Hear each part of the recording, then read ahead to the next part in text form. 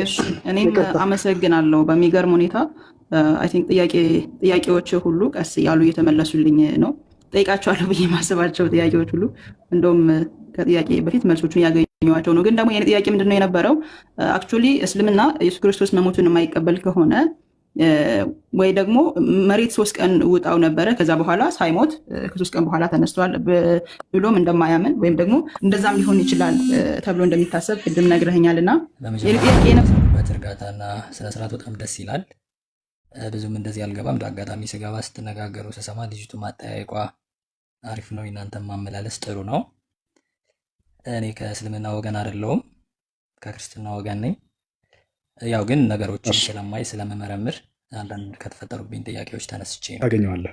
ስለዚህ ይህንን ሁን የሚለውን እዚያ ላይ ሄደው ከዚህ ወስደው እንጂ ያስቀመጡት ከራሳቸው እንዲህ እንደው ይሄ ተለዋጭ ሀሳብ ሊሆን ይችላል ብለው የሚያስቀምጡት ነገር አይደለም። ገብቶሃል አይደለ?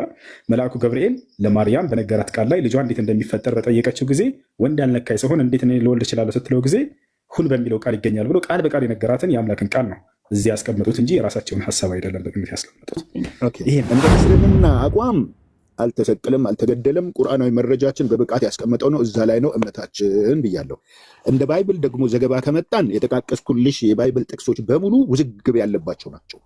አሳርፈውሽ እዚህ ጋር ኢየሱስ በራሱ አንደበት የተናገረው እኔ ለእናንተ ላይ ኃጢአታችሁ ሞቼ ተሰቅዬ ተቀብሬ ተነስቼ 3 ቀን ከ3 ሌሊት ተነስቼ ቤዛ ሆናለሁ የሚል የራሱ አስተምህሮት ስለሌለ በሰቀሉትም ጊዜ ነው እኮ የሚለው ማርቆስን ብታዩ። በዛ ላይ ማርቆስን ኢየሱስ አልመረጠውም።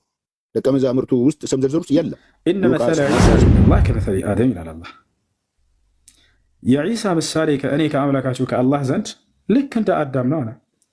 ኸለቀሁ ሚን ቱራቢን አዳምን ከአፈር ፈሰራሁትና ثم قال له كن فيكون ከዚያም ለእርሱ ሁን አልኩት ወዲያም ሰው ሆነ አለ። አዳምም ሁን በሚለው ቃል ነው የተገኘው፣ መሲሁም ሁን በሚለው ቃል ነው የተገኘው። አዳም ከአላህ በሆነ መንፈስ ነው የተገኘው፣ መሲሁም ከአላህ በሆነ መንፈስ ነው። እኩል ናቸው። አሁን እስኪ የሚበላለጡበት ነገር ካለን መዝናቸው ሁላቸውን። ኃጢአት የሚለው ባይብል ውስጥ ያለው ቁርአኑ ጋር ምን ይላል? አስጠንቃቂ ማለት ነው። ፈአንዘርቱኩም ናረን ተለዛ እጅግ በጣም በሚያቃጥለው እሳት ነው የማስጠነቅቃችሁ በላቸው ተብሏል ነቢዩ መሐመድ ዓለይሂ ሰላቱ ወሰላም። እነማንን? ጣዖታውያንን፣ ፈጣሪ የከለከላቸውን የሚተላለፉትን፣ አድርጎ የተባሉትን ያመጹትን፣ ወሰን የሚተላለፉትን ጣዖታውያንን፣ አጋሪዎችን፣ እምቢተኞችን፣ አመፀኞችን ማለት ነው። ከማመጻቸውም አልፈው በርካታ ነቢያቶቻቸውን ገድለዋል። በርካታ ነቢያቶቻቸውን አመፀዋል፣ አንቀበልም ብለዋል፣ አስዋሽተዋቸዋል። በየዘመናቱ ይላኩ የነበሩ ነቢያት ፈጣሪ ያዘዛቸውን ትእዛዛት ሊያስፈጽሙ ነበር የተላኩትና ግን እምቢ አሉ። በእነኚህ ላይ መስካሪ ናቸው። መልካም ለሰሩና ለአማኞች ደግሞ ምንድናቸው? አብሳሪ ናቸው ነቢ መሐመድ ዓለይሂ ሰላቱ ወሰላም። ስለዚህ እሱም መጥቶ ስለ ፍርድ፣ ስለ ጽድቅ፣ ስለ ኃጢአት ዓለምን ይወቅሳል ይላል። ታዲያ ዓለምን ነው እንደሚወቅሰው መካን ብቻ ነው እንጂ እንዳንል በቁርአን ምዕራፍ 21 ሱረቱል አንቢያ ላይ ወማ አርሰልናከ ኢላ ረሕመተን ሊልዓለሚን የሚል መልእክት እናገኛለን። አንተ መልእክተኛ ሆይ አንተ እኮ የተላከው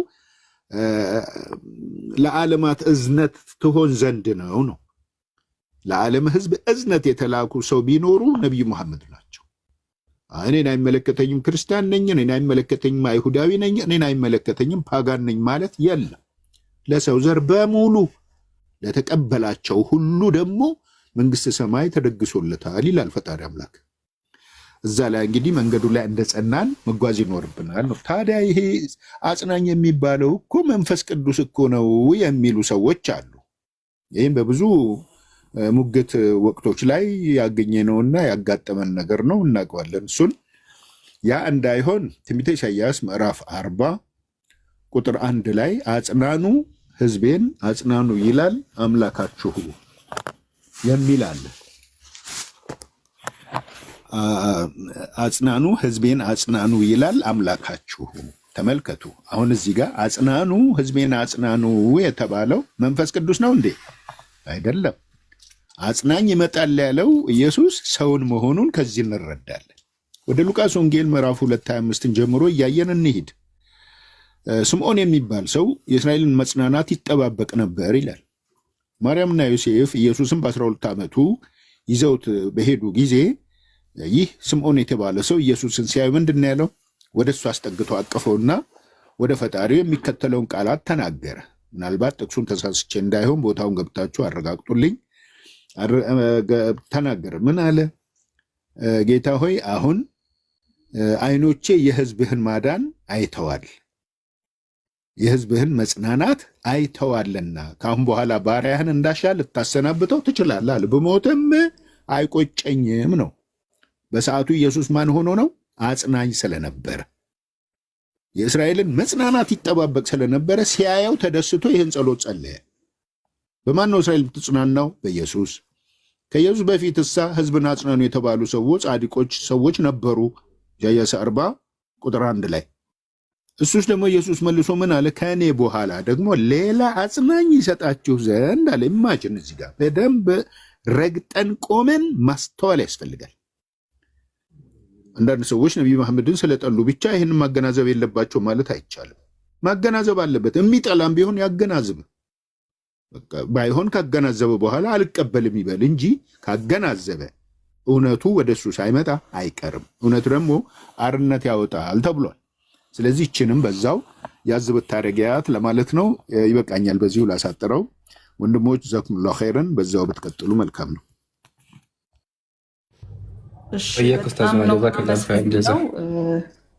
ይዛዋለው ግን እዚህ ላይ አንድ ጥያቄ ልጠይቅ፣ እንደው በጣም ይቅርታ፣ ምናልባት ካነበብኩ ትንሽ ረዘም ያለ ጊዜ ከሆነኝ አይ ቲንክ ኢየሱስ ክርስቶስ ይህን ቃል የሚናገረው ከመሞቱ በፊት ነው ወይስ ከመሞቱ ከመነሳቱ በኋላ ነው? ይህን ብቻ ንገረኝ።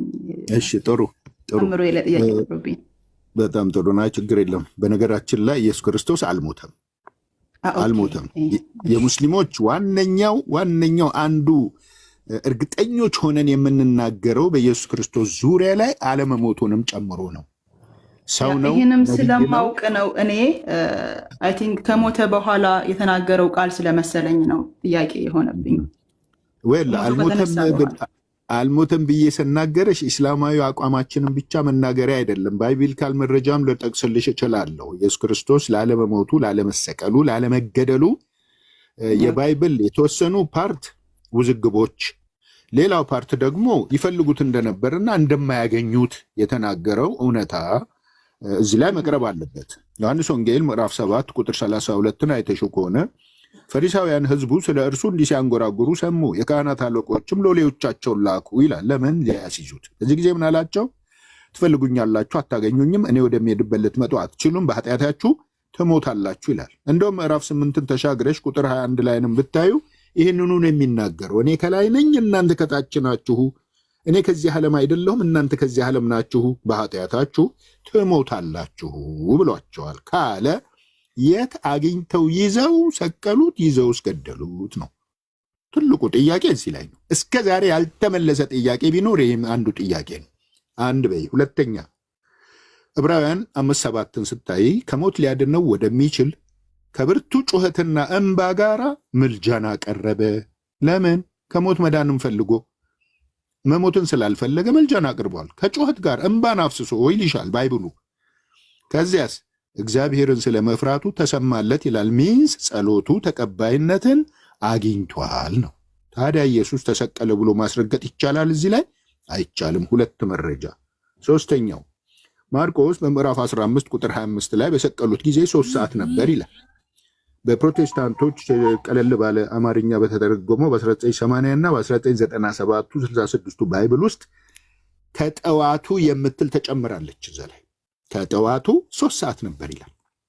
ማርቆስ ነው ያለው ይሄንን።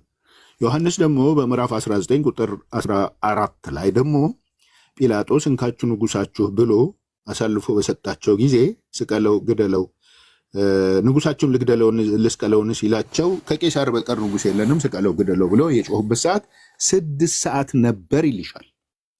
እንግዲህ አንድ ሰው ላይ ነው ይሄ ሁሉ ነገር። ሞተም የተባለው አልተሰቀለም የተባለው አንድ ሰው ነው። ተፈረደበትም የተባለው አንድ ሰው ነው። ያው ኢየሱስ ክርስቶስ ማለት ነው። ሁለት ሰዎች አይደሉም ልልሽ ነው። እዛ ጋር ፍርዱ 6 ሰዓት ተባለ። ምን ብሎ አልፎ ሄዶ ስቅለቱስ ገና በጊዜ በጠዋቱ 6 ሰዓቱ ከመድረሱ 3 ሰዓት ቀደም ብሎ ተሰቀለ ተባልሽ።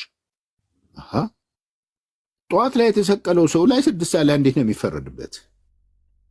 ፍርድ ነው መቅደም ያለበት ወይስ ስቅለት ነው መቅደም ያለበት ብለሽ እንድትጠይቂ ያደርግሻል። ጥቅሶቹን ሰጥቼሻለሁ። ማርቆስ 15:25፣ ዮሐንስ ወንጌል 19:14። ይሄ ትልቅ ውዝግብ እያለ ኢየሱስ ክርስቶስ ተሰቅሎ ሞቷል፣ ለኃጢአታችን ቤዛ ሆኗል ማለት ማንኛውም ክርስቲያን አይችልም። ይሄው ከማስረጃ ጋር ነው እየተፋጠጥን ያለ ነው። 3 በይ። አራተኛው ማቴዎስ ወንጌል 12:38 ጀምሮ ያለው ነው።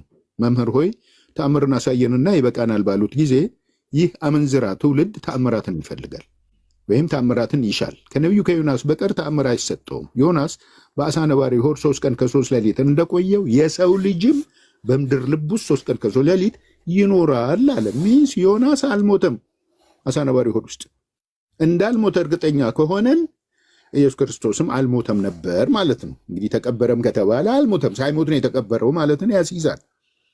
3 ቀንና ከ3 ሌሊቱም ትንቢቱ አልተፈጸመም፣ በጭራሽ አልተፈጸመም።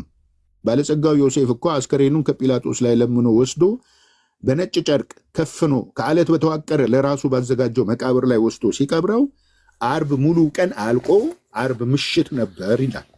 አርብ ምሽት ነው ይህን ያደረገው ባለጸጋው ዮሴፍ። ወል አርብ አልቋል ሙሉ ቀን፣ ምሽቱን አንድ ብለን እንቁጠር። በማግስቱ ቅዳሜ አንድ ቀን እንበል እሺ፣ የተባለው 3 ቀንና ከ3 ሌሊትን እንቁጠር ለማለት። ቀጥሎ ማን ያለው? ለእሁድ አጥቢያ ቅዳሜ ምሽት 2 ምሽት ከአንድ ቅዳሜ ቀን ብቻ ነው የሚቆጠረው።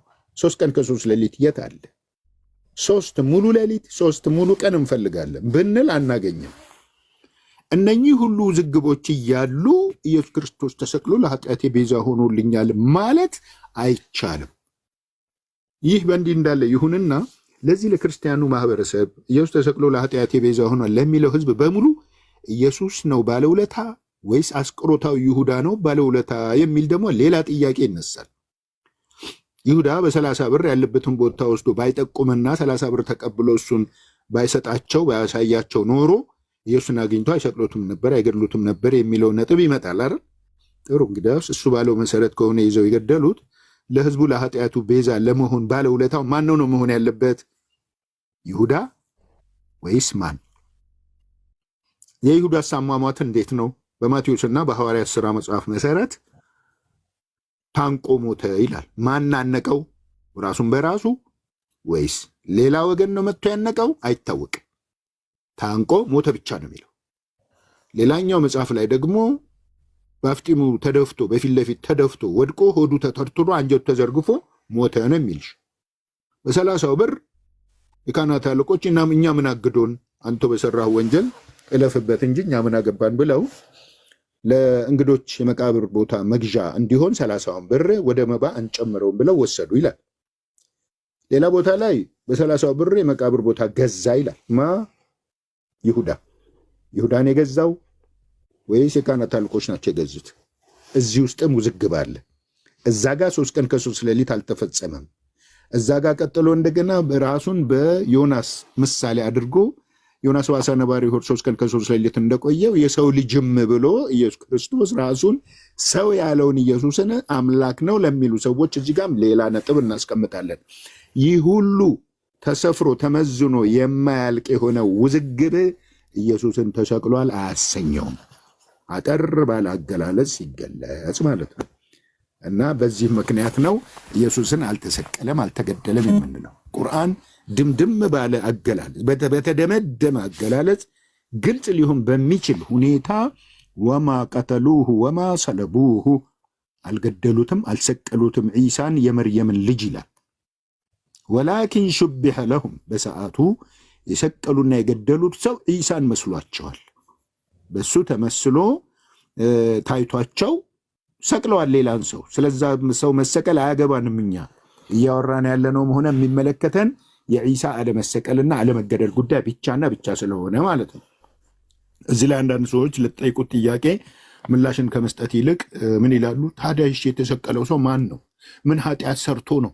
ምንም ኃጢአት ያልሰራውን ሰውዬ እንዴት ነው እሱ በሱ ተመስሎ ተሰቀለ የምትሉን? ይሉናል። ተሰቀለ መቻለን እኛ ተሰቀለ። በሰዓቱ መስሏቸዋል። እነሱ የሰቀሉት ሰው የገደሉት ሰው ኢሳን መስሏቸው ያደረጉትን አድርገዋል። ሲቀጥል ኢሳስ ወንጀለኛ ሆኖ ነው እንዴ ለስቅለት የቀረበው? ወንጀለኛ ሆኖ ነው? ያህያስ፣ ዘከርያስ፣ አንቢያዎች፣ ነቢያቶች እስራኤል ምድር ላይ ያ ሁሉ ነቢይ ሲጨፈጨፍ የነበረው ኃጢአት ሰርቶ ነው? አይደለም። ስለዚህ አሁንም መጽሐፉን ማንበብና ማገናዘብ ያስፈልጋል። እኛ ከመሬት ተነስተን አይደለም። በአንድ በኩል ባይብልን በቁርአን ፓወር ማየትና መመርመር ስለምንችል ቁርአን የማንኛውም መጽሐፍ ተቆጣጣሪ ዊነር የሆነ መጽሐፍ ስለሆነ እዛ ላይ ሆነን ሁሉን ነገር መቃኘትና ማየት ስለምንችል ነው። ይህ ፓወር ኢስላም ላይ ስላለን በዚህ እይታ ነው የምናየው ለማለት ነው። በዚሁ አሳጥራለሁ። አመሰግናለሁ። ኦኬ እሺ፣ እኔም አመሰግናለሁ። በሚገርም ሁኔታ አይ ቲንክ ጥያቄዎች ሁሉ ቀስ እያሉ እየተመለሱልኝ ነው። ጠይቃቸዋለሁ ብዬ ማስባቸው ጥያቄዎች ሁሉ እንደውም ከጥያቄ በፊት መልሶቹን ያገኟቸው ነው። ግን ደግሞ የኔ ጥያቄ ምንድነው የነበረው አክቹዋሊ እስልምና ኢየሱስ ክርስቶስ መሞቱን የማይቀበል ከሆነ ወይ ደግሞ መሬት 3 ቀን ውጣው ነበረ ከዛ በኋላ ሳይሞት ከ3 ቀን በኋላ ተነስቷል ብሎም እንደማያምን ወይም ደግሞ እንደዛም ሊሆን ይችላል ተብሎ እንደሚታሰብ ቅድም ነግረኸኛልና የኔ ጥያቄ የነበረው እንደ መጽሐፍ ቅዱስ አስተምህሮ ከሆነ ከመሞቱ በፊትና ከመሞቱ በኋላ ነው የተናገረው ይህን ቃል? ጥቅሱ ያለበትን ቦታ ስለረሳሁትኝ ነው ጥያቄ ጠይቄ ነበር። የትኛው ቃል?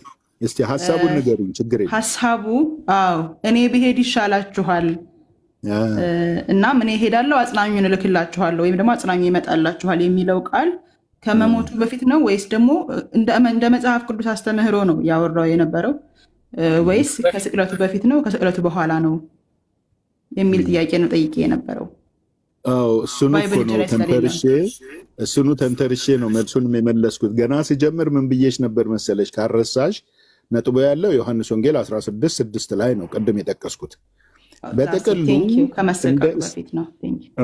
እንደ እስልምና አቋም አልተሰቀለም፣ አልተገደለም። ቁርአናዊ መረጃችን በብቃት ያስቀመጠው ነው። እዛ ላይ ነው እምነታችን ብያለሁ። እንደ ባይብል ደግሞ ዘገባ ከመጣን የጠቃቀስኩልሽ የባይብል ጥቅሶች በሙሉ ውዝግብ ያለባቸው ናቸው። አሳርፎሽ እዚህ ጋር ኢየሱስ በራሱ አንደበት የተናገረው እኔ ለእናንተ ለኃጢአታችሁ ሞቼ ተሰቅዬ ተቀብሬ ተነስቼ 3 ቀን ከ3 ሌሊት ተነስቼ ቤዛ ሆናለሁ የሚል የራሱ አስተምህሮት ስለሌለ በሰቀሉትም ጊዜ ነው እኮ የሚለው። ማርቆስንም ብታዩ በዛ ላይ ማርቆስን ኢየሱስ አልመረጠውም። ደቀ መዛሙርቱ ውስጥ ስም ዝርዝር ውስጥ የለም። ሉቃስ፣ ማርቆስ፣ ጳውሎስ የሉም። 3ቱም የሉም።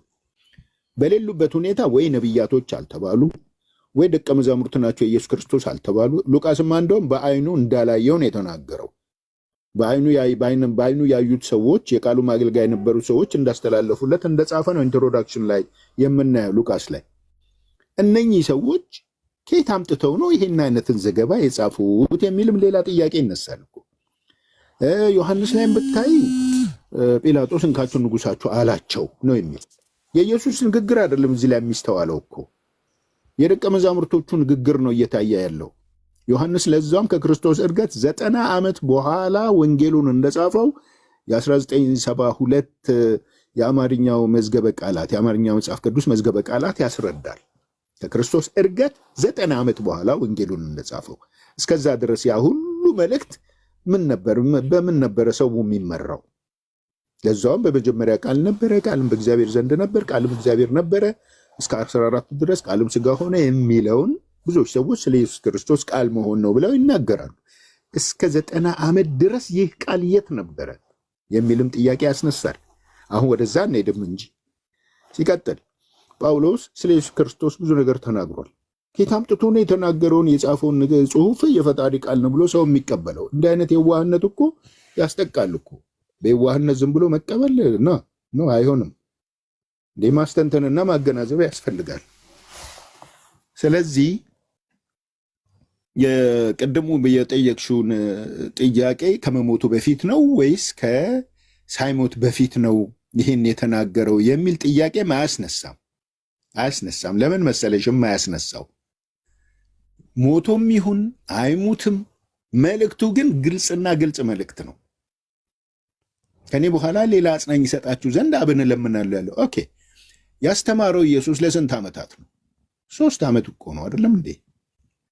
ሊያስተምር ሲጀምር እድሜው 30 ዓመቱ እንደነበረ ሉቃስ ላይ ተጽፏል። በምድር ላይ የተመላለሰው በማስተማር 3 ዓመት ነው። በአጠቃላይ 33 ዓመታትን እንደቆየ ነው የሚነገረው። ቀድሞ ይሁን ከኋላስ ይሁን መች ተዘገበ? በምን እንወቀው ይሄንን? እንደውም እኮ ይህን ጥያቄ አንቺ ነሽ ማምጣት ያለብሽ የነበረው፣ ግን እኛ እንጠይቅም። አምጪ በግድ አንልም። የምታውቂው ከሆነ ትነግሪናለሽ፣ የማታውቂው ከሆነ ደግሞ ግዴታ የለብሽም። እና ይሄ የተናገረው እኛ ብንጠይቅ ይህን ጥያቄ ማን ነው የሚመልስልን? ከመሞቱ በፊት ነው ወይስ ከመሞቱ በኋላ ብንል መልስም ይሰጠን ማን? እና ይሄንንም አብሮ ማያያዝ ያስፈልጋል። ከዛው ተነስቼ ነው የመጀመሪያ ምላሹንም ሳቀርብልሽ የነበረው ለማለት ነው። ቴንኪው። አመሰግናለሁ። ሌሎችም እድል ይሰጠን እያሉ ነው።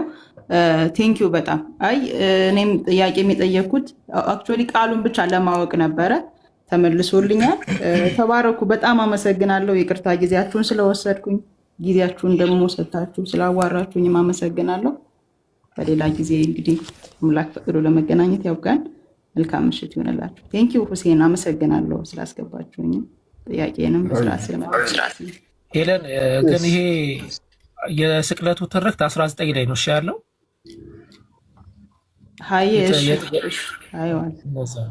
ኡስታዝ እንዳስረዱሽ ያለው ሆኖ ያው ታሪኩ ይሄኛው 16 ላይ ነው፣ ያኛው ገና 19 ላይ ነው የመጣው።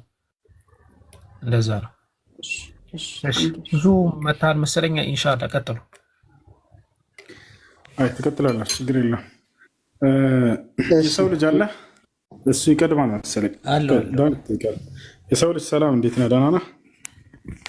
ሰላም፣ እንዴት ናችሁ? እንዴት አመሻችሁ? አለን አልሐምዱሊላህ። እሺ ጥያቄ አለ? ጥያቄ አለኝ። ያውም በጣም ብዙ ጠብቄያለሁ ይህንን እድል ለማግኘት። አይ አብሽር ጠይቅ። በመጀመሪያ የምታስረዱበት እርጋታና ስነስርዓት በጣም ደስ ይላል። ብዙም እንደዚህ አልገባም። እንደ አጋጣሚ ስገባ ስትነጋገሩ ስሰማ ልጅቱን ማጠያየቋ አሪፍ ነው። እናንተም ማመላለስ ጥሩ ነው። እኔ ከእስልምና ወገን አይደለሁም፣ ከክርስትና ወገን ነኝ።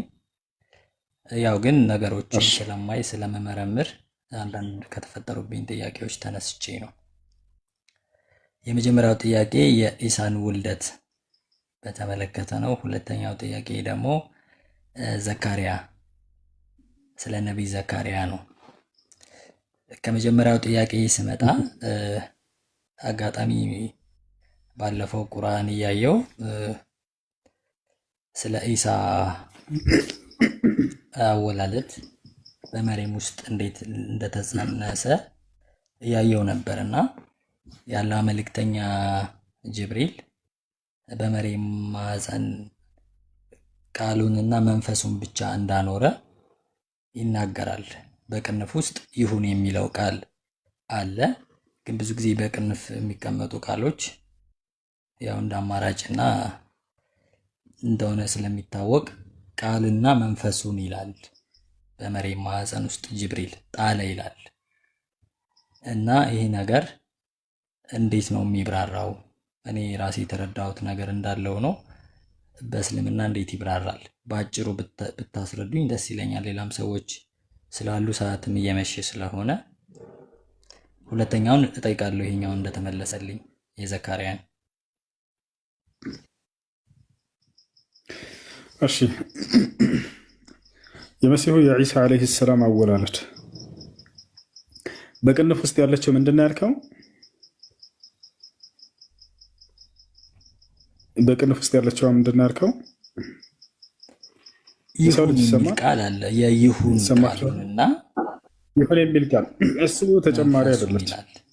በቅንፍ ውስጥ የምታያቸው ነገራቶች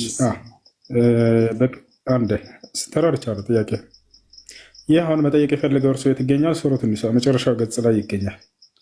يقول الله سبحانه وتعالى يا أهل الكتاب لا تغلوا في دينكم ولا تقولوا على الله إلا الحق إنما المسيح عيسى ابن مريم رسول الله وكلمته ألقاها إلى مريم وروح منه فآمنوا بالله ورسله ولا تقولوا ثلاثة انتهوا خيرا لكم إنما الله إله واحد سبحانه أن يكون له ولد له ما في السماوات وما في الأرض وكفى بالله وكيلا. እዚህ ቦታ ላይ በቅንፍ የምታያቸው በቁርአን ላይ የሰው ሀሳብና ተጨማሪ ንግግሮች እንዳይመስላችሁ በዛቻል ተጨማሪ እንዳይመስላችሁ። ታዲያ ከየት ነው ከተባለ ከዛው ከቁርአን ናቸው። እንደሚታወቀው የሰው ልጅ ቀዋዒዱ ተፍሲር የሚባል አለ ከኛ ጋር የቁርአን ትርጓሜን የምንረዳበት የሆኑ መርሆች ማለት ነው።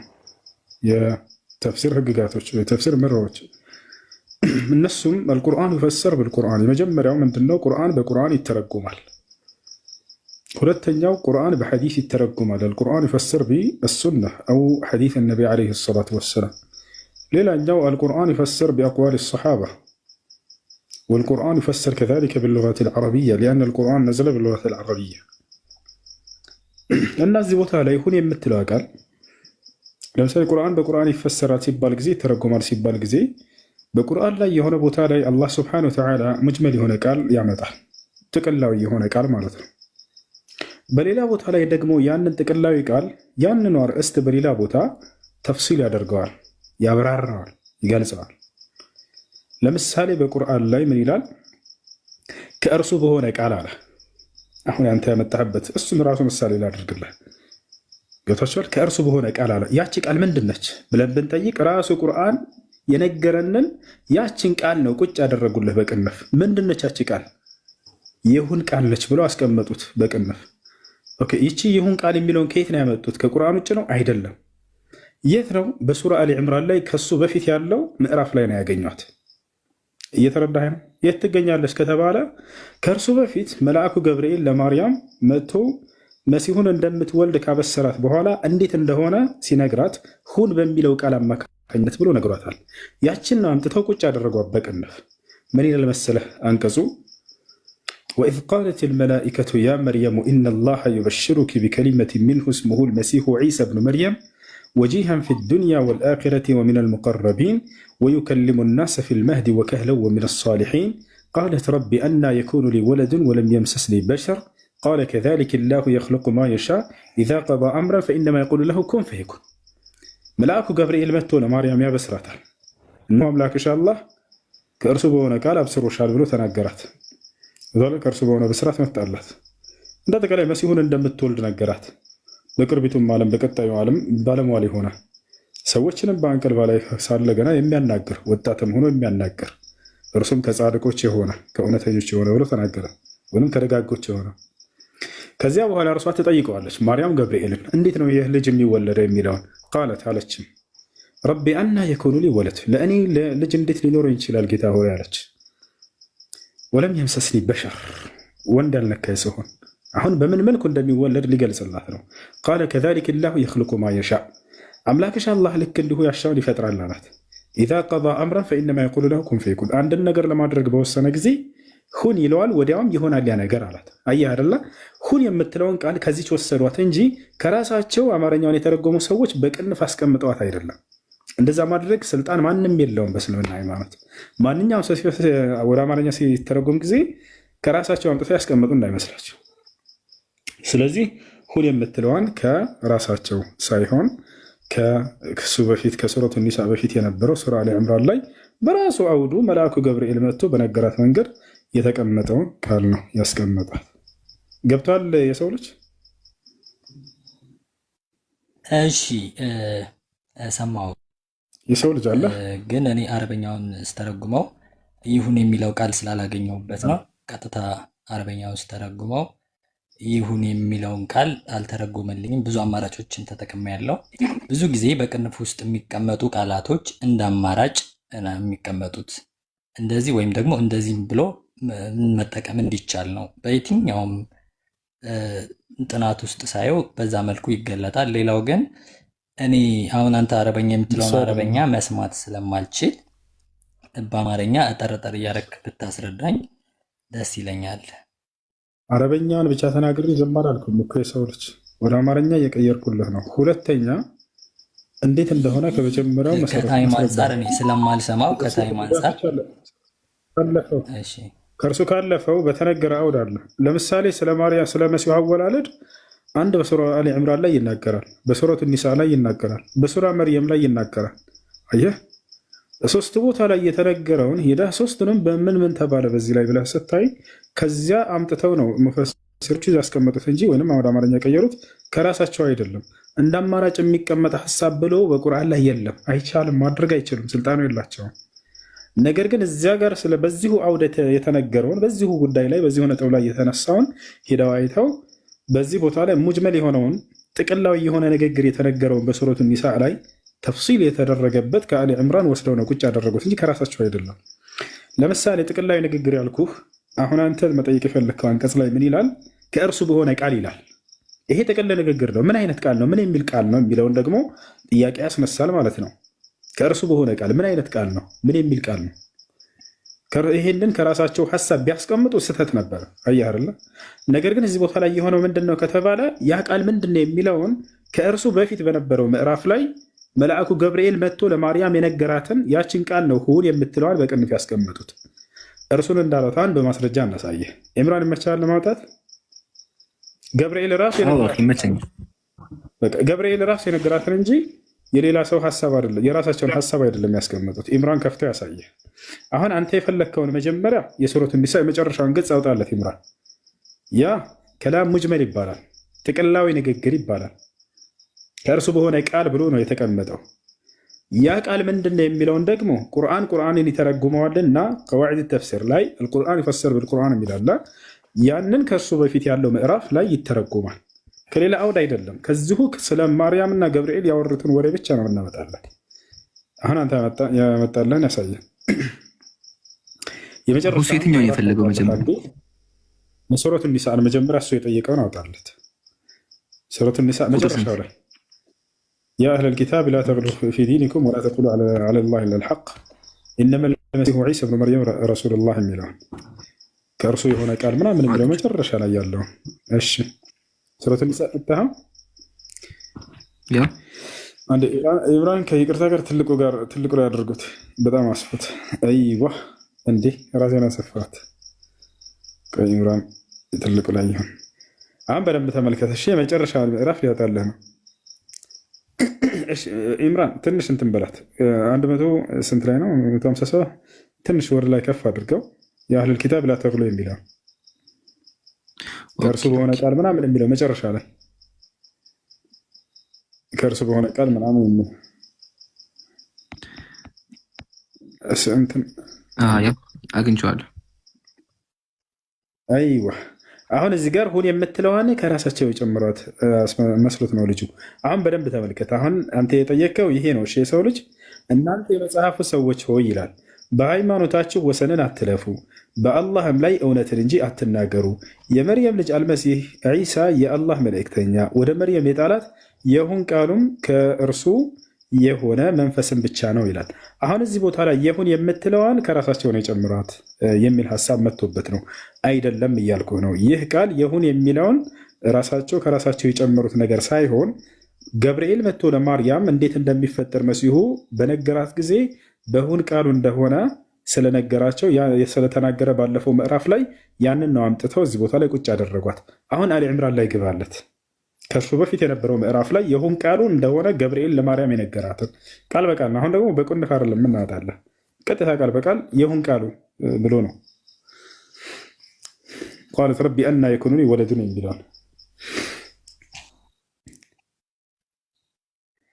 ቃለት ረቢ አና እሱ የዘከርያ ነው። ትንሽ ወረድ በል አይዋ አሁን ተመልከት። እዚህ ጋር ያው ጌታዬ አለች፣ ጌታዬ ሆይ አለች። ማርያም ነች። ሰው ያልነካኝ ስሆን ለእኔ እንዴት ልጅ ይኖረኛል አለች። ነገሩ እንዳልሽው ነው። አላህ የሚሻውን ይፈጥራል። አንዳችን በሻ ጊዜ ለእርሱ ሁን ይለዋል፣ ወዲያውም ይሆናል አላት። አየህ አይደለ? አሁን እዚህ ቦታ ላይ በቅንፍ አይደለም የተቀመጠችው፣ ቃል በቃል አረበኛው ላይ ታገኘዋለህ። ስለዚህ ይሄንን ሁን የሚለውን እዚያ ላይ ሄደው ከዚህ ወስደው እንጂ ያስቀመጡት ከራሳቸው እንዲህ እንደው ይሄ ተለዋጭ ሀሳብ ሊሆን ይችላል ብለው የሚያስቀምጡት ነገር አይደለም። ገብቶሃል አይደለ? መልአኩ ገብርኤል ለማርያም በነገራት ቃል ላይ ልጇ እንዴት እንደሚፈጠር በጠየቀችው ጊዜ ወንድ ያልነካኝ ስሆን እንዴት እኔ ልወልድ እችላለሁ ስትለው ጊዜ ሁን በሚለው ቃል ይገኛል ብሎ ቃል በቃል የነገራትን የአምላክን ቃል ነው እዚህ ያስቀመጡት እንጂ የራሳቸውን ሀሳብ አይደለም በግምት ያስቀመጡት። ይሄ ነው እሺ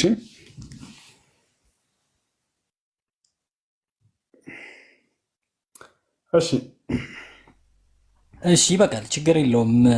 መወስደውን እወስዳለሁ፣ ምተወውን እተዋለሁ። እኔ ብዙ ጊዜ የምረዳው ደግሞ አረበኛውንም ስተረጉመው ትራንስሌት ሳደርገው ይሁን የሚል ቃል ስለሌለው ብዙ ጊዜ ደግሞ እኔ እንደማውቀው እንደተማርኩት በቅንፍ ውስጥ የሚቀመጡ አማራጮች የተለመዱ ስለሆኑ የታወቁ ስለሆኑ ነው። ከዚህ በመቀጠል ግን ይሁን የሚለው ቃሉንና መንፈሱን ነው ይላል። በአጭሩ የማን መንፈስ ነው ወደ መሬት ማዕፀን የተጣለው? የማን መንፈስ ነው? በአጭሩ የማን መንፈስ ነው? የአላህ ስብሐነ ወተዓላ የአምላካችን መንፈስ ነው። መልካም፣ የአላህ መንፈስ ነው። ያ ማለት የአላህ መንፈስ ሲባል ምን ማለት ነው ሲባል ጊዜ ከእርሱ በሆነ መንፈስ ብሎ ገልጾታል። አላህ ስብሐነ ወተዓላ እርሱ ከፈጠራቸው መንፈሶች ማለት ነው። ከእርሱ ሲባል የአላህ መንፈስ ሲባል ባለቤትነትን ለመግለጽ ነው። ይሄም ሞባይል ብሰጠው ለአንድ ሰው እኔ ለአንተ ብሰጥህ ከእኔ የሆነ ነው ይሄ ሞባይልን ካብዬ ሰጠሁህ። የእሱ ሞባይል ነው ሲባል ጊዜ ምን ማለት ነው? ባለቤትነትን የሚገልጽ ነው። አምላካችን አላህ ስብሐነሁ ወተዓላ ከእርሱ ከሆነ መንፈስ ሲባል ጊዜ ስለመሲሁ እርሱ ከፈጠራቸው መንፈሶች ማለት ነው። እኔ አንተ ከአላህ ነን። ለምሳሌ ሰማይ ምድር ሁሉም ከአላህ ናቸው ተብሎ ተገልጿል። አሁን ላሳየህ፣ በቁርአንም ላይ ልክ እንደዚሁ እናሳያለን። ምን ይላል? ወኸለቀ ለኩም ማ ፊ ሰማዋት ወማ ፊ ልአርድ ጀሚዐን ሚንሁ ይላል ቁርአን ላይ። በሰማያት በምድር ያለውን ሁሉ ለእናንተ ፈጠረላችሁ አላህ ከእርሱ ሲሆኑ ብሎ ገለጻቸው። አየህ፣ በሰማያት በምድር ያለ ሁሉ ከእርሱ ከአላህ ተብሎ ተገልጸዋል። ስለዚህ ከአላህ ተገንጥለው የሄዱ ናቸው ማለት ነው። ሰማይ ምድር በውስጡ ያሉ አይደለም። እርሱ የእርሱ ባለቤትነትን ለመግለጽ ነው እርሱ ያስገኛቸው። እንዳውም ከእርሱ መባሉ መሲሁ ልክ ያሉ ሁሉ ከእርሱ ተብሎ ከአላህ ተገልጸዋልና ይህንንም በቁርአን ላይ እናሳየ። ኢምራን ድጋሚ ክፈትለት። ኢምራን አለ ያውና ከእርሱ ተብለናል ሁላችንም፣ ልክ መሲሁ ከእርሱ እንደተባለ ማለት ነው።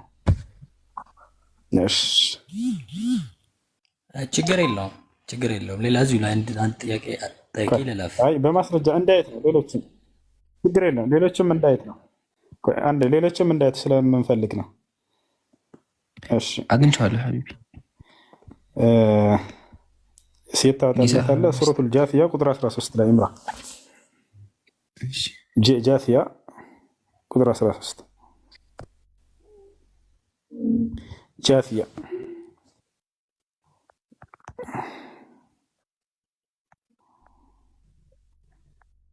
ቁጥር 13 ቁጥር 13 ያውና ቁጥር 13 ላይ ሱረቱል ጃፊያ ላይ ምን ይላል? ወኸለቀ ለኩም ማ ፊ ሰማዋት ወማ ፊ ልአርድ ጀሚዐን ሚንሁ አለ። ለእናንተም በሰማያት ያለውንና በምድርም ያለውን ሁሉ በመላ ከእርሱ ሲሆን የገራላችሁ ነው አለ። በዚህ የሚያስተነትኑ ህዝቦች ተአምራትን አለበት። ከየት ናቸው? ከእርሱ። ከማን? ከአላህ ናቸው። አያርላ መሲሁም ምን ተባለ? ከእርሱ ተባለ። ልክ ሰማይና ምድር ፍጡር የተባሉት አካሎች ሁሉ እንዳለ በውስጣቸው ያለው ከአላህ እንደተባሉ መሲሁም ልክ እንዲሁ ከእርሱ ተባለ። ፍጥሩ መሆኑ እንዳውም ቁልጭ አድርጎ የሚያሳይ ነው። እሺ አላህ በመንፈስ የፈጠርኩት ያለው የገለጸው አካል አለ ወይ ከመሲሁ ውጭ ከሰዎች ከተባለ?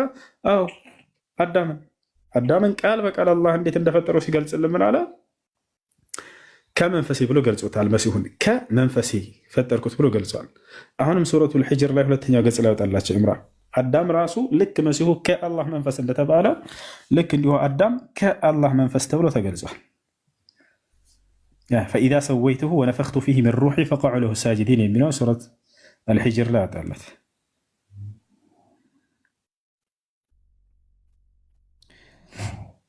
ሱረቱል ሂጅር ቁጥር 29 ላይ ልክ እንዲሁ ሱራ ሳድም ላይ ሁለት ቦታ ላይ እናሳያለን። ሱረቱል ሂጅር ላይ ምን ይላል መሰለህ? ፍጥረቱን ይላል ስለ አዳም እየተናገረ ምን አለ? ፍጥረቱን ባስተካከልኩና በውስጡ አዳምን ልክ ኢየሱስን ከአላህ መንፈስ እንደተባለ ማለት ነው። ሳድ ላይ ቁጥር 72 ላይ ያወጣለት እንድገመው። አሁንም እዚህ ቦታ ላይ ከአላህ መንፈስ ተብሏል አዳም። ያው ምን ይላል? ፍጥረቱን በተስተካከሉና ከመንፈሴ በነፋሁበት ጊዜ ለእርሱ ሰጋጆች ናችሁ ውደቁ አልኩ ይላል አላህ ቃል በቃል። አዳምን ምን አለው? ከመንፈሴ ብሎ ገለጸው። ስለዚህ አዳምም ከአላህ መንፈስ ነው፣ ልክ እንዲሁ መሲሁም ከአላህ መንፈስ ነው። እኔም አንተም ሁላችንም ሰማይ ምድር በውስጣቸው ያሉ ሁሉ ከአላህ ነን። አያቸው አይደለ? ይህን ይመስላል። እሺ ወደ ቀጣይ ጥያቄ። እዚሁ ጋር እያይዛ እንዲ እኔም ያው ምንድን ነው ስለምረዳ ከዛ በፊት ግን ሁሶ ትንሽ አንዲት ነገር ለመጨመር ትንሽ አልገባኝ ካለ ደግሜ እጠይቅሃለሁ እና አንዴ ይቻላል። ተናገሩ ኡስታዝ። እሺ ዘፍጥረት ምዕራፍ 2:7 ላይ እግዚአብሔር አምላክም አዳምን ከመሬት አፈር አበጀው፣ በአፍንጫውም የሕይወት እስትንፋስ እፍ አለበት፣ አዳምም ሕያው የሆነ ሰው ሆነ ይላል። ይህ እፍ የተባለው መንፈሳዊ ስጦታ ነው አይደለም? ሕይወትን ነፍስን በመንፈሳዊ ነው የሰጠው። እቺን ነው ለመጨመር የፈለኩትና ይሄ መንፈሳዊ የሕይወት እስትንፋስ ወይም የሕይወት ስጦታ ማለት የሚለው ግር ሊለን እንደማይገባ ለመግለጽ ነው። በቃ ይችን ነው ለመጨመር የፈለኩት። መርሐባ ኡስታዝ ጀዛኩም ላሁ ኸይር። ጀዛኩም ላሁ። እሺ ቀጥል።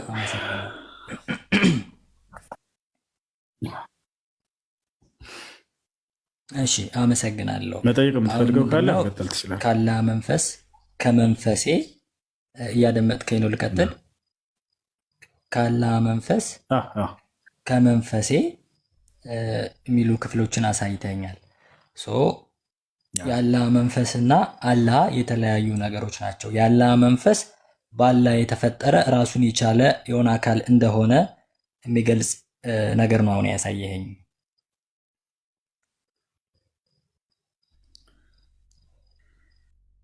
ጨረስክ? አዎ ጨረስክ። የአላህ መንፈስ ራሱን የቻለ በአላህ የተፈጠረ ሌላ አካል የሆነ ይዘት ያለው አረዳድ እንድረዳ ነው ያደረከኝ። በደንብ አልተረዳህም። የአላህ ሲባል ባለቤትነትን ለመግለጽ ነው እያልከው ነው ደጋግሜ። ባለቤትነትን ለመግለጽ ነው። የአላህ ሲባል አላህ ከፈጠራቸው ፍጥሮች ለማለት ነው። መንፈስ ማለት የአላህ መንፈስ ሲባል መንፈስ ማለት እዚህ ቦታ ላይ ሌላ ምንም ማለት ሳይሆን እኔ አንተ ውስጥ ያለችዋ ከስጋችን ጋር አብራ የምትኖረዋን ነገር ማለት እንጂ ለመሲሁ የተሰጠችው ሌላ ነገር ማለት አይደለም። እነዚህን ለእኛ መንፈሶቻችንን አላህ ሱብሓነሁ ወተዓላ ፈጥሮ አዘጋጅቷቸዋል። መቼ ተፈጠሩ፣ የት ናቸው ወደሚለው አሁን ላስረዳ። መንፈሶቻችን ወይንም ሩህ ይባላሉ በአረበኛ። አዳም በተፈጠረበት ጊዜ ነው የተፈጠሩት። እስከ ዘመኑ ፍጻሜ ድረስ የሚፈጠር ማንኛውም ሰው ሁሉ መንፈሱ ተፈጥሮ ተጨርሷል። መቼ? አዳም በተፈጠረበት ጊዜ። ነቢያችን ሰለላሁ ዐለይሂ ወሰለም ሐዲስ ላይ ተናግረዋል። ሐዲስ ላይ ሲናገሩ ምን አሉ? አላህ አዳምን በፈጠረ ጊዜ ከጀርባው የሰዎችን ነፍሳት ሁሉ አወጣ ብለው ተናገሩ። የዛኔ ተፈጠሩ። ገዛቸው አይደለ? አሁን አዲስ የሚፈጠር መንፈስ የለም። የዛኔ ተፈጥረው ተጨርሰዋል። ታዲያ የት ይገኛሉ አሁን ላይ ከተባለ ራሱ ኢስላም መልስ አለ። የሚገርም በአንደኛው ሰማይ ላይ ይገኛሉ። ማን አይቷቸዋል ከተባለ ነቢያችን ሰለላሁ ዐለይሂ ወሰለም ሰባቱን ሰማያት አድርገው በወጡ ጊዜ ምን አሉ? ኢጠለዕቱ ፊ ሰማእ አልኡላ ፈረአይቱ አደም ወረአይቱ ዐን የሚኒሂ ወዐን የሳሪሂ አርዋሕ በኒህ አሉ። ወደ ሰባቱ ሰማይ ባረግኩኝ ጊዜ የመጀመሪያው ሰማይ ላይ ሳርግ አዳምን አገኘሁት፣ ከእርሱም ቀኝና ግራ የልጆቹን ነፍሳት ሁሉ ተመለከትኩኝ፣ አየኋቸው አሉ። ስለዚህ የመሲሁ መንፈስ የዛኔ ከተፈጠረችዋ ከአዳም ልጆች መካከል ከነፍሳቶች መካከል ከነዚያ ነው መጥቶ በመሲሁ ላይ እንዲዘራ የተደረገው። የአላህ መንፈስ ሲባል የነዚያ የነፍሳቶች አስገኝና ባለቤት ስለሆነ ባለቤትነትን ለመግለጽ ነው። ይሄ ሞባይል ከእኔ የሆነ ሞባይል ነው። ብር ሰጠሁትና ለአንድ ሰው ከእኔ የሆነ ብር ነው አልኩኝ። ከእኔ ባለቤትነትን የሚገልጽ እንጂ ከእኔ ተገንጥሎ የሄደ ነው ማለት አይደለም። ገብቶሃል አይደለ? አላህ ስብሐነሁ ወተዓላ ነፍሳትን ፈጥሮ አዘጋጅቷቸዋል። ከነዚያ መካከል በአንዷ ነው የፈጠረው ያለ ማለት ነው። ስለዚህ ነፍስና መንፈስ አንድ ነው። አሁን በአንተ አባባል ነፍስና መንፈስ አንድ ናቸው። አላህስ ምንድን ነው? አላህ መንፈስ ነው ወይስ ምንድን ነው? በጣም ጥሩ። ሀሊላህ ስብሐነሁ ወተዓላ አሩሕ ሃዛ ለም ዩዝከር ለና ፊል ኪታብ ወላ ፊሱና ወላ ነቁሉ ዐለላሂ ስብሐነሁ ወተዓላ ኢላ ቢማ ጃአ ፊል ኪታብ ወሱና። ሩህ ነው። አላህ ስብሐነሁ ወተዓላ መንፈስ ወይ ማን ነው? እና እንዲህ አይነት ነገራቶች በቁርአን ላይ አልተገለጹም። አላህ ስብሐነሁ ወተዓላ ሩህ ነው ወይንስ አይደለም የሚለው ግን እዚህ ቦታ ላይ መንፈስ ነው ሲባል ጊዜ አንድ አካል እንደ መጽሐፍ አረዳድ የማይታይ በሚልም ይመጣል። ከሰዎች እይታ የተሰወረ እንደ መጽሐፍ ቅዱስ ዲያብሎስ መንፈስ ይባላል፣ መላእክቶች መንፈስ ይባላሉ፣ እግዚአብሔር መንፈስ ይባላል። ግብታለር ከሰባቱ መናፍስት እያለ ይገልጽና የዮሐንስ ራእይ ላይ ምዕራፍ 1 ቁጥር 4 ላይ አካባቢ ከዚያ ምዕራፍ 8 ቁጥር 2 ላይ ደግሞ እነዚያ ሰባቱን መናፍስት ያላቸውን ምን ይላቸዋል? ሰባቱ መላእክት ብሎ ይገልጻቸዋል። ይታላል መላእክት በዚህ ይመጣሉ። ሐታ ነቢያት መንፈስ ይባላሉ እንደ መጽሐፍ ቅዱስ ይታላል። ስለዚህ ብዙ ትርጓሜዎች ይኖሩታል። እንዳጠቃላይ የማይታይ በሚልም ሊመጣ ይችላል። አላህ ሱብሓነሁ ወተዓላ የማይታይ እርሱን ማየት አንችልም አሁን ላይ ይታላል። ነገር ግን የትንሣኤ ቀን እናየዋለን። ከዚህ አንጻር እርሱ የማይታይ ነው፣ ሰዎች ሊያዩት የማይችሉ ነው የሚለውን ለመግለጽ ከሆነ መንፈስ የሚለው ችግር የለውም። ነገር ግን እንደኛ እንደ ፍጥረታት ይሄ ሩህ የሚባለው ነገር መሲሁ ምናምን አዳም ሁላችን የተፈጠርንበት እንዲህ አይነት መንፈስ አለው ወይ ከተባለ ላ የፍጥረታት ባህሪ እርሱ የለውም በፍጹም። አላህ መንፈስን የፈጠረ አምላክ እንጂ እርሱ መንፈስ አይደለም። ገብቶሃል አይደለ? ይህ ነው። ስለዚህ ለመሲሁ ህያው ይሆን ዘንድ መንፈስን ሰጠው፣ ለአዳምም ለሁላችንም ለፍጥረታት ሁሉ ይሄ ነው።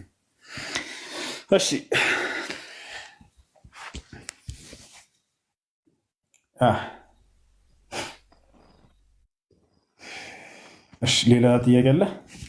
ጨረስክ እንዴ?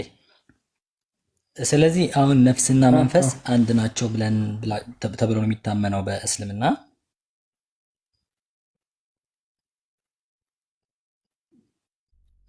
አሁን ስለ መሲሁ መንፈስ ነፍስ እየጠየቅ ነው አይደለ? ስለዚያ ነው እየነገርን ያለ ነው። ሌላ ጥያቄ እየጠየክ ነው። ነፍስና መንፈስ ልዩነታቸው አንተ ወደዛ ስለገባ እዚሁ ላይ አንድ ባጭሩ መልስልኝ። ወደዛ ለመመለስ ፈልጌ ነው። ወደዛ የገባን ሳይሆን መሲሁ ህያው የሆነበትን ነገር ስለዚያ ቁርአን ላይ ስለተጠቀሰው ከእኔ በሆነ መንፈስ የሚለውን እያስረዳን ነው። እርሷ አዳም የተፈጠረበት ልክ እንደዛ አንዲት መንፈስ እንጂ ሌላ አይደለችም። እኔም አንተም አለን ያች ነገር። እነዚህ ከአላህ ተገንጥለው የሚሄዱ ነገራቶች የአላህ ባህሪ ምናምን ሳይሆኑ እርሱ ካስገኛቸውና ከፈጠራቸው መንፈሶች መካከል ናቸው እያለ መቼ ነው የተፈጠሩት? የት ነው ያሉት? አሁን የሚለውን ሁሉ ጨመርኩልህ፣ አልጠየቅከውም። ግልጽ እንዲሆንልህ አዳም በተፈጠረ ጊዜ ወዲያው የኢየሱስ ክርስቶስም ልክ እንዲሁ የነቢያትም የሰውም የሁላችንም መንፈስ የዛኔ የተፈጠሩ በአዳም ጊዜ የት ይገኛሉ? በሰማይ ላይ ይገኛሉ። ገብተዋል። እንዴት ያቺ ማታ በማርያም ላይ ተገኘችና መሲሁ እንዴት ተፈጠረ የሚለውንም ልጨምርልህ። ገብተዋል። መልአኩ ገብርኤል ተላከ። ከዚያ በኋላ ከዚያች ከመንፈስ አንዷን አንስቶ ወስዶ በማርያም ላይ ዘርቶ ሄደ። አያደለ ልክ እርሱ ፈጥሮ አዘጋጅቷቸዋል አላህ ሱብሓነሁ ወተዓላ። እነዚህም መንፈሶች ማለት ነው በአንደኛው ሰማይ ላይ ይገኛሉ። እናቶቻችን ማህፀን ላይ ልክ የ4 ወር ጽንስ በምንሆን ጊዜ ከዚያ ራሱን የተወከለልን መልአክ አለ። አምላክ አላህ ያዘጋጀው መልአክ። ያ መልአክ ከነዚህ ከአንደኛው ሰማይ መንፈስ እየወሰደ በእናቶቻችን ማህፀን ዘርቶ ይሄዳል። የመሲሁንም ልክ እንዲሁ መልአኩ ጅብሪል ዓለይሂ ሰላም ወይንም ገብርኤል ወስዶ ዘራው። ይህን ያደረገው ለዚህ ነው አምላካችን አላህ ሱብሓነሁ ወተዓላ ፈአርሰልና ኢለይሃ ሩሐና ፈተመሰለ ለሃ በሸረን ሰውያ እያለ አላህ ሱብሓነሁ ወተዓላ ይናገራል። መልአኩ ጅብሪል ዓለይሂ ሰላምን አላህ ላከና በእርሷ ፊት የተስተካከለ ወንድ መስሎ ቆመ። ከዚያ በኋላ ነፍስን ዘርቶ ሄደ በእርሷ ላይ ፈነፈኽና ፊህ ሚን ሩሒና ይላል። ከመንፈሳችን ብሎ መሲሁን ይገልጸዋል። ከመንፈሳችን በእርሷም ላይ እፍ አለን እያለ ይናገራል። ስለዚህ ያንን መንፈስ ዘራበት ወይም በእርሷ ላይ ዘራበትና ኢየሱስ ክርስቶስ ተፈጠረ። ያ ነው ያለው ነገር። አሁን እዚህ ቦታ ላይ መሲሁና አዳም ከመንፈስ በሚለውም አንድ ናቸው። ከመንፈስ በሚለው ሁለቱም ከአላህ መንፈስ ናቸው። ሌላስ አንድ የሚያደርጋቸው ነገር አለ ወይ? እንደው ልጨምርላቸው። ክርስቲያኖች ብዙ ጊዜ ክርስቲያኖች መሲሁ ከመንፈስና ከቃል ስለተገኘ ከሰው ተለይቷልና ይህ ወደ መለኮት ከፍ ሊል ይገባል የሚል አይነት አቋም ስላላቸው አምላክ አላህ ሱብሓነሁ ወተዓላ ነው ይህን ራሱ የመለሰው።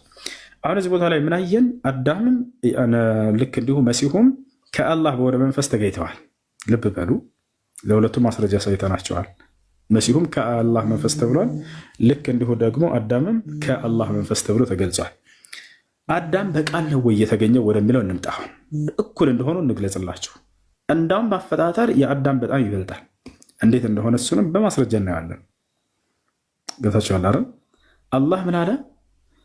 ኢነ መሰለ ዒሳ ዒንደ ላሂ ከመሰሊ አደም። አዳም በቃል ነው የተገኘ። ኢነ መሰለ ዒሳ ዒንደ ላሂ ከመሰሊ አደም ኸለቀሁ ሚን ቱራቢን ሱመ ቃለ ለሁ ኩን ፈየኩን አለ። መሲሁ በቃል እንደተገኘ እናምናለን። በመንፈስ እንደተገኘ እናምናለን። መሲሁ በቃል እንደተገኘ ማስረጃ አለ ወይ? አዎ። አላህ ስብሐነሁ ወተዓላ በቃል እንደተገኘ ከእኔ በሆነ ቃል አስገኘሁት እያለ በቁርአን ላይ ተናግሮለታል። በመንፈስ እንደተገኘ አይተናል ቅድም። ከእርሱ በሆነ መንፈስ ከእርሱ በሆነ ቃል ተገኘ ብሎ ተገልጿል። አዳም ልክ መሲሁ በተፈጠረበት አፈጣጠር መሰረት ከአላህ በሆነ መንፈስ ከአላህ በሆነ ቃል ነው የተገኘው። ቅድም ምን በምትለው ቃል ነው የሰው ልጅ መሲሁ የሚገኘው ብሎ ገብርኤል ለማርያም ነግሯታል ብለናል። ሁን በምትለው አይደለ? በዛች ነው። አዳምስ ሁን በሚለው ቃል እንደተገኘ ማስረጃ አለ ወይ ቁርአን ላይ ከተባለ ልክ እንደ መሲሁ አዎ። የት ጋር ይገኛል? ሱራ አሊ ዒምራን ላይ ምን ይላል መሰለህ? ቃሉ ኢነ መሰለ ዒሳ ዒንደላህ ከመሰሊ አደም ይላል አላህ። የዒሳ ምሳሌ ከእኔ ከአምላካችሁ ከአላህ ዘንድ ልክ እንደ አዳም ነው አለ። ኸለቀሁ ሚን ቱራቢን አዳምን ከአፈር ፈሰራሁትና ثመ ቃለ ለሁ ኩን ፈየኩን ከዚያም ለእርሱ ሁን አልኩት ወዲያም ሰው ሁን አለ። አዳምም ሁን በሚለው ቃል ነው የተገኘው። መሲሁም ሁን በሚለው ቃል ነው የተገኘው። አዳም ከአላህ በሆነ መንፈስ ነው የተገኘው። መሲሁም ከአላህ በሆነ መንፈስ ነው። እኩል ናቸው። አሁን እስኪ የሚበላለጡበት ነገር ካለን መዝናቸው ሁላቸው ነው። መሲሁ ከአላህ መንፈስ መባሉ፣ አደምም ልክ እንዲሁ ከአላህ መንፈስ መባሉ እያነጻጸርን እንሄድ። መሲሁ ከአላህ መንፈስ ቢሆንም ማን ነው ያችን መንፈስ አምጥቶ ወደ ማርያም ዘርጧት የሄደው? ጅብሪል አይደለ? ገብርኤል ነው። ይህ መልአክ ነው። መልአክ ፍጡር ነው አይደለም? ፍጡር ነው። ፍጡር ነው። ከዚያች ከመንፈስ አውርዶ የዘራት በማን ላይ? በማርያም ላይ። የአዳምንስ ነፍስ ማን ነው? የአዳምን መንፈስ ማን የዘራለት? በአዳም ውስጥ መልአክ ተልኮ ነው? ላ አይደለም። ማን ነው? በቀጥታ አምላካችን አላህ ራሱ ነው ለአዳም ግን የዘራለት። መልአክ ወስዶ ከዘራለትና አምላክ ራሱ በቀጥታ ያለማንም መካከለኛ ከዘራለት የትኛው ነው ሊበልጥ የሚችል የነበረው? ጀማ አላህ ስለ አዳም ሲናገር እኮ ምንድን ነው ያለው? ፈኢዛ ሰወይቱሁ ወነፈኽቱ ፊህ ሚን ሩሒ ከመንፈሴም እፍ ባልኩበት ጊዜ ብሎ አዳምን ገለጸ። ስለ መሲሁስ መልአክ ነው ተልኮ ወስዶ እንዲዘራ የተደረገው። ልብ በሉ በለጠው በዚህ ወአስጀደ ለሁ ልመላኢከተ ከዛሊክ ወልመሲሕ ለም የስጅድ ለሁ ልመላኢከ። አላህ ስብሓነሁ ወተዓላ ልክ እንዲሁ ለአዳም መላእክቶች ሰግደውለታል። ለመሲሁስ ላ ወአድኸለሁ ላሁ ስብሓነሁ ወተዓላ አልጀና ገነትን እንዲገባ አደረገው፣ እንዲኖራት አደረገው። አዳም ገነትን ኑሯታል። መሲሁስ ላ አልኖረም። ገዛቸውን ሌላ ጨምር። በአፈጣጠራቸው ደረጃ እናነጻጽር። መሲሁ የተገኘው ልክ እንደኔ ልክ እንደናንተ ከሴት ልጅ ማህፀን ነው የወጣው አይደል እንዴ? ይህን ሁላችንም የምናምነው ነገር ነው። ከድንግል ማርያም ከጻድቋ ታላቅ ሴት ከእርሷ ማህፀን ነው እንዲወጣ የተደረገው ልክ እንደኔ እንዳንተ እንደወጣ ነው። አዳምስ በፍጹም ሰው ይሆናል ተብሎ ሊታሰብ ከማይችል ግዑዝ ነገር ከአፈር ነው ሰው ይሆን። ታዲያ የትኛው ነው በጣም አስደናቂው? ሰው ይሆናል ተብሎ ከማይታሰብ መሰረታቸው ሰው ነው አፈር ነው ብሎ እንደው አምላክ ባይነግረን ኖሮ እኛ በራሳችን ተመራምረን ጭራሽ ይሄን መሰረታችንን ልናገኝ አንችልም ነበር እኮ። አምላክ ራሱ ባይነግረን ኖሮ ማለት ነው። ማን ነው ይሄን ስጋዬን ዛሬ ከአፈር ነበርክ ብሎ ቢነግረኝ ላምን የምችል የነበረው? ይወታችኋል አይደል? አምላክ ግን በጣም አስደናቂ በሆነ ነገር ከዚህ ከምንረግጠው ከአፈር ነው ሰውን ያበጀው ከመጀመሪያ። ታዲያ በጣም አስደናቂው የትኛው ነው? ከአፈር መገኘቱ ነው። ለዚህ ነው አምላክ አላህ ስብሐነሁ ወተዓላ የአዳምን ከአፈር መገኘት ከድንቅ ተአምራቶች እያለ ይገልጸዋል። ቃለ ስብሐነሁ ወተዓላ ፊ ሱረቱ ሪም ወሚን አያቲሂ አን ኸለቀኩም ሚን ቱራቢን ሱመ አንሸአኩም ሚነል አርድ እያለ ኢዛ አንቱም ተንተሽሩን እያለ ይነገራል። ወሚን አያቲሂ ከተአምራቶች መካከል አን ኸለቀኩም ሚን ቱራብ የእናንተን አባታችሁን ከአፈር መፍጠር እያለ ይናገራል። ከአፈር መፍጠሩ ድንቅ ነገር ነው። ገብታችኋል አይደል? ثم إذا أنتم بشر تنتشرون ከዚያም እናንተ ከአፈር ፈጥሬ አባታችሁን እናንተ የምትንቀሳቀሱ ሰዎች መሆናችሁ ይህ በጣም ድንቅ ስራዬ ነው እያለ ይናገራል። ከአፈር አላህ ሱብሓነሁ ወተዓላ ከአፈር ብቻ አይደለም ፍጥረታትን ያስገኘው፣ ከእሳትም ፍጥረታትን አስገኝቷል።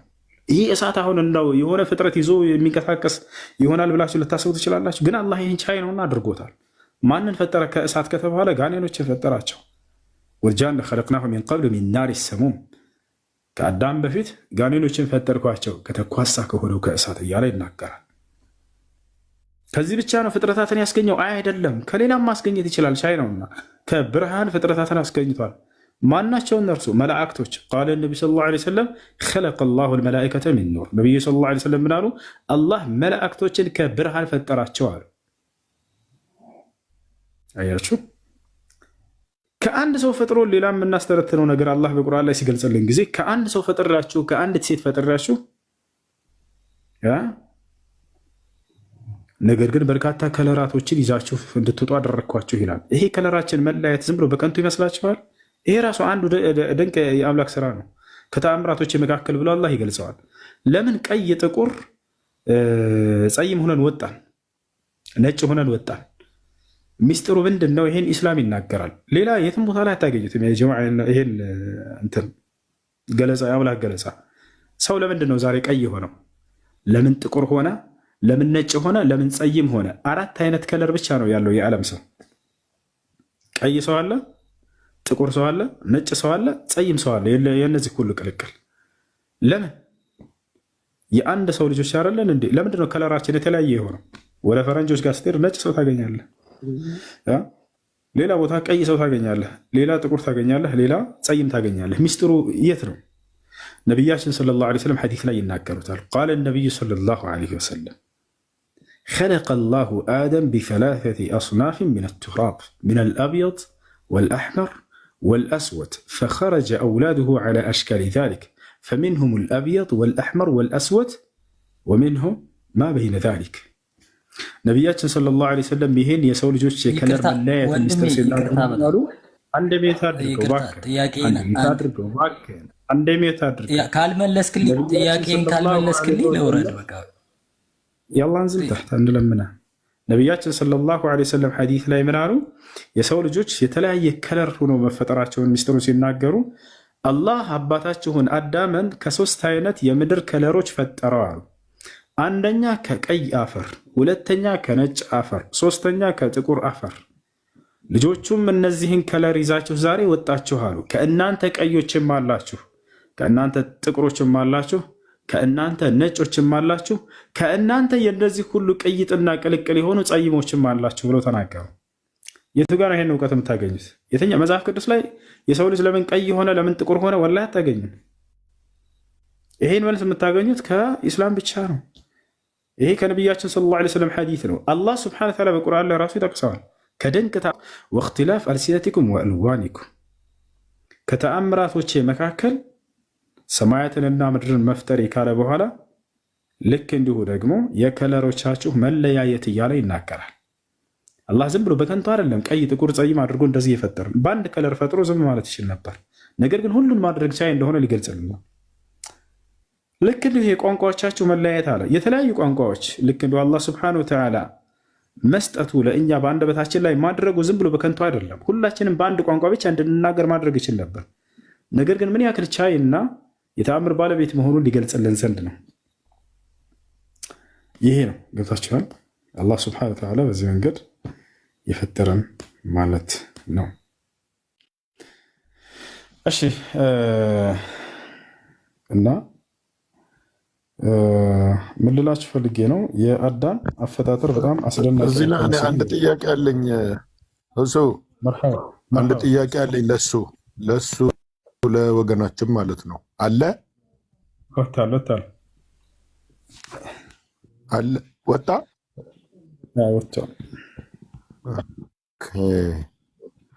እሺ፣ ከወጣ በቃ እሺ ኡስታዝ ጀዛኩም ላሁ ኸይራ ወባረከላሁ ፊኩም።